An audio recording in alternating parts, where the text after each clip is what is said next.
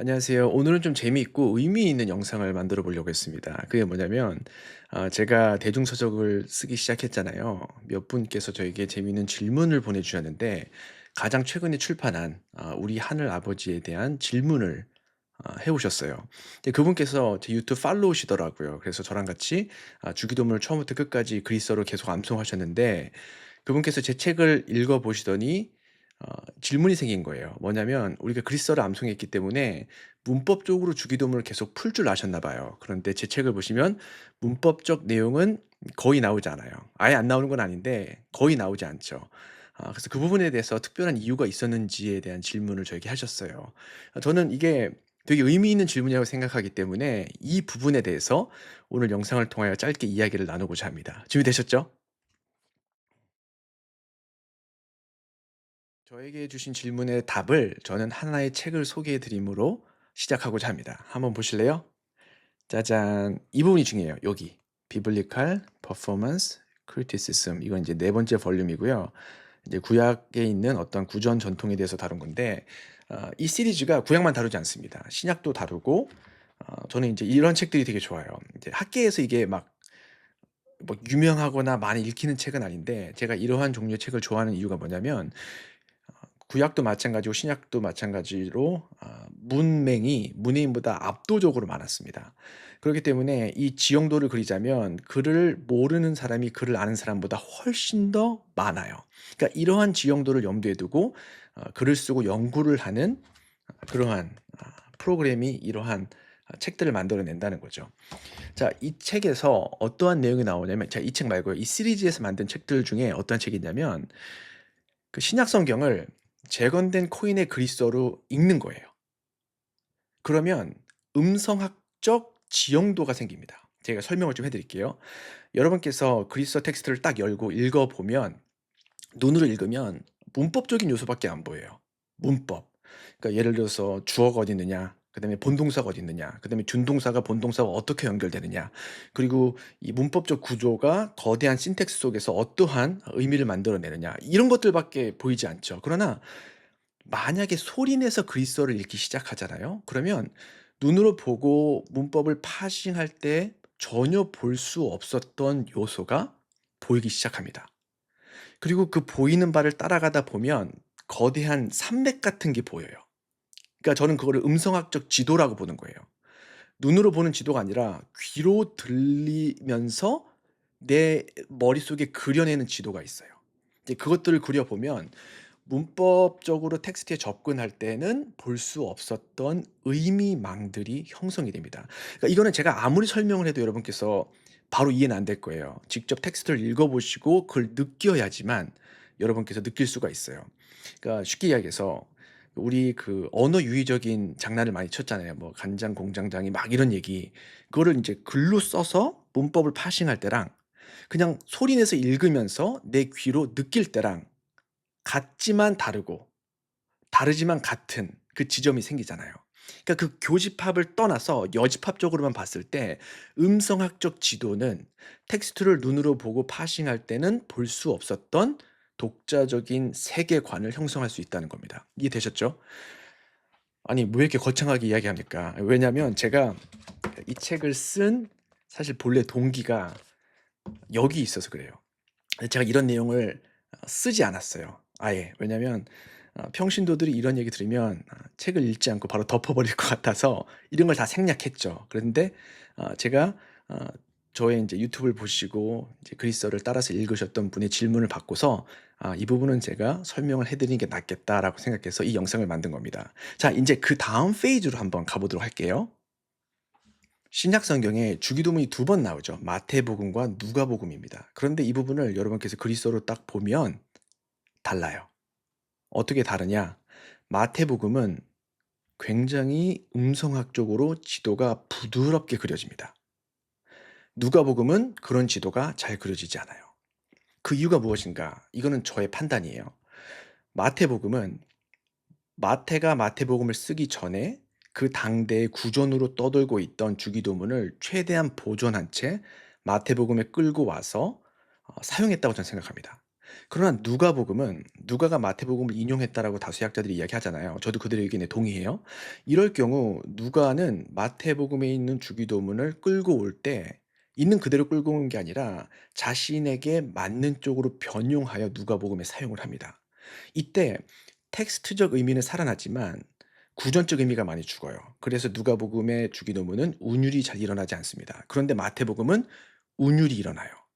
그것도 마치 치고받는, 주고받는 쪽으로 일어나요.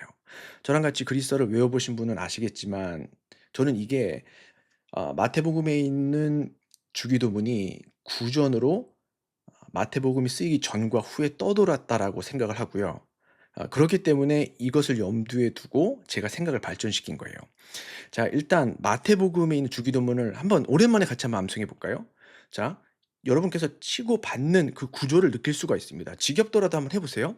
Patereimon, o entis uranis, agias theito to nomasu, eltheto e fasiliasu, yenetheito to thelemasu, osien urano gepies. 자, 이게 주고받고, 주고받고가 나오잖아요. 근데 더 재밌는 게 두 번째 문단의 시작점도 마찬가지입니다. 또 나르토네 몬토네 비우시온. 전 이 부분이 굉장히 결정적이라고 생각해요. 보세요. 또 나르토네 몬토네 비우시온. 이걸 보면 관사, 명사, 관사, 형용사 구조가 나와요. 사실 이렇게 쓸 필요가 없어요. 간단하게 관사, 형용사, 명사로 하면 훨씬 더 간결해집니다. 그리고 그 당시에 잉크값이 비쌌고 종이값이 비쌌죠. 그리고 대필자의 값도 비쌌고 그래서 될 수 있으면 축약해서 글을 쓰거든요. 근데 이 부분은 축약하지 않고 관사, 명사, 관사, 형용사의 구조를 살립니다. 그 이유가 뭘까? 저는 이게 운율을 살리기 위함이라고 본 거예요.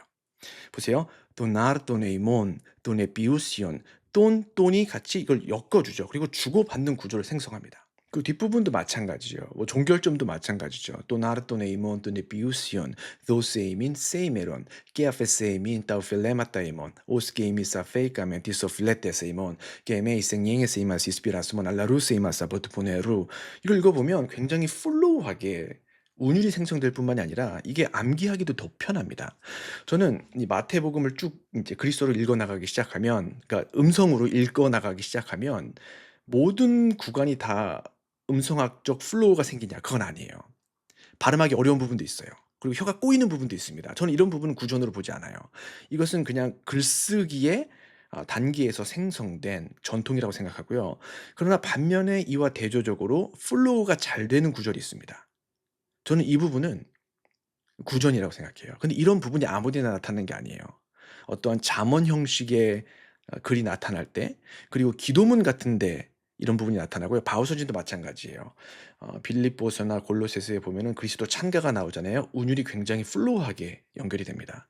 이런 걸 감안해 봤을 때 저는 주기도문은 마태가 마태복음을 쓰기 전부터 떠돌아다녔고 그리고 마태복음이 쓰인 이후에도 그게 떠돌아다녔다라고 판단을 했습니다. 자, 이게 왜 중요하냐면 만약에 주기도문이 마태복음과 상관없이 구전으로 떠돌고 있었던 전통이었다면 그러면 사람들이 마태복음에 나오는 주기도문을 마태복음의 관점으로만 해석하진 않았다는 거예요.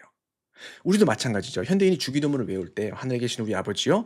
마태복음의 컨텍스트 안에 내 자신을 종속시켜서 주기도문을 마태복음의 거시적인 관점에서 하나씩 분석하고 해석하지 않습니다.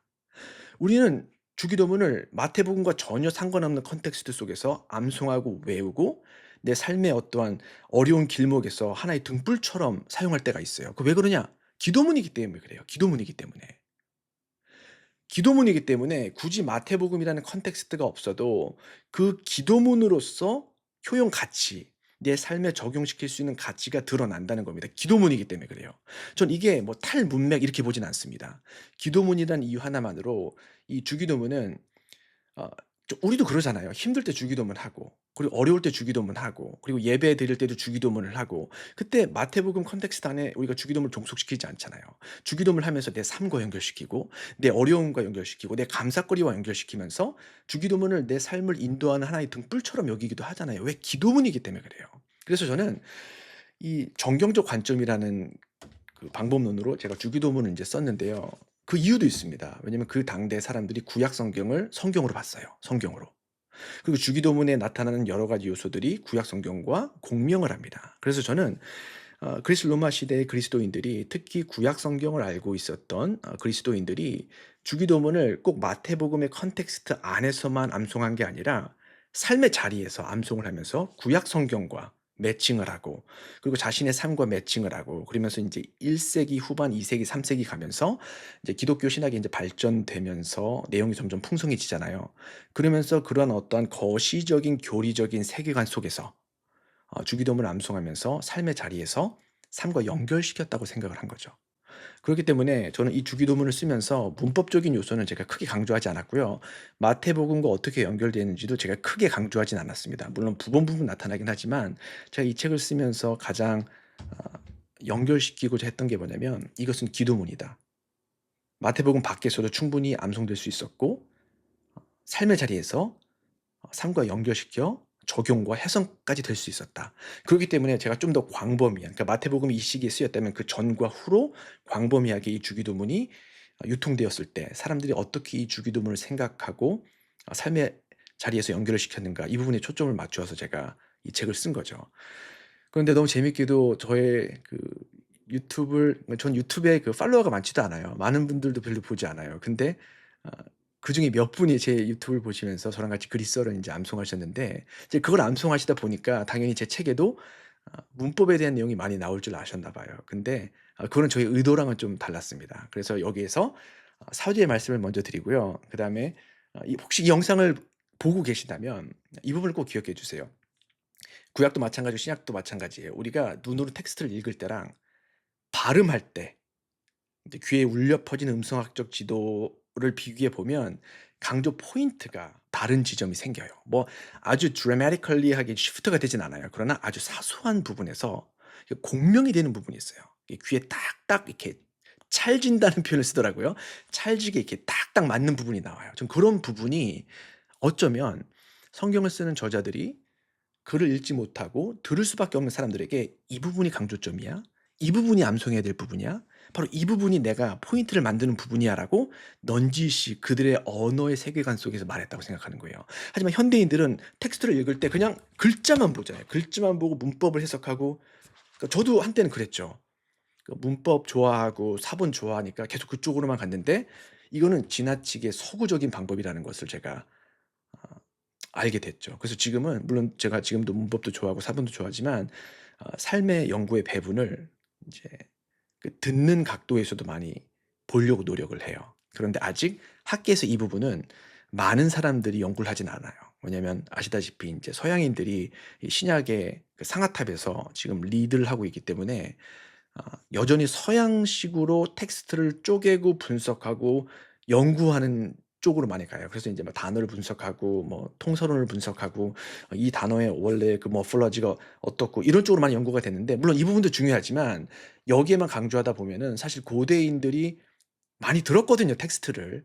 귀로 들으면서 중요한 부분을 암송하면서 삶에 적용을 했거든요. 그런 부분은 인제 많이 인제 보지 못하게 되는 거죠. 그러니까 저는 균형이 필요한데 그 균형의 일부가 바로 귀로 듣고 그리고 음성학적 지도를 그리고 여기에서 강조점이 어떻게 연결이 되는지 그러니까 그거를 여러분께서 한번 찾아보신다면 의미 있는 성경 공부가 될 수 있을 거라고 생각해요.